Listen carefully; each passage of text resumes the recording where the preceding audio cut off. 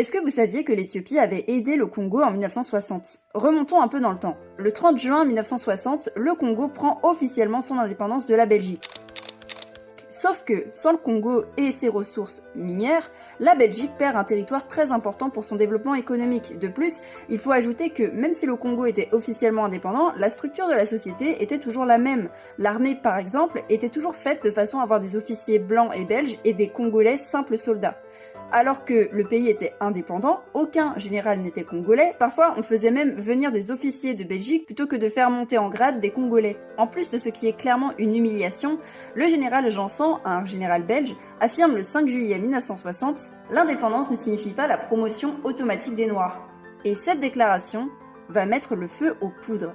Quelques jours après l'indépendance, une mutinerie éclate au sein de l'armée congolaise, l'ANC, qui va viser les officiers belges encore en place. En réaction, la Belgique intervient militairement sous prétexte de protéger ses ressortissants, mais en réalité, elle vient pour ses propres intérêts.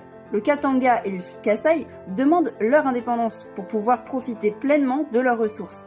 Alors, il faut savoir que les deux représentants à la tête de cette volonté d'indépendance sont soutenus par les industriels occidentaux, belges et français en particulier, et donc, par conséquent, par l'armée belge. Le Premier ministre Patrice Lumumba, dans un contexte de guerre froide, fait appel à l'ONU pour garantir la souveraineté du Congo.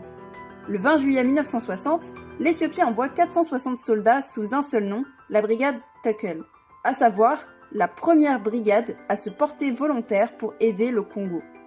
Cette force de 460 soldats constituait le noyau dur de la Takel Brigade, qui va finir par atteindre 3500 soldats. Elle a été stationnée à Stanleyville, qu'on appelle aujourd'hui Kisangani, qui est une région stratégique dans le nord-est du pays. La brigade était composée principalement de soldats de la Kebel-Zebenya, la garde impériale éthiopienne d'élite. Près de 10% de l'armée éthiopienne de l'époque furent mobilisés par l'empereur Haïlé Sélassié, y compris un escadron de l'armée de l'air. Alors qu'est-ce qu'ils ont fait là-bas ?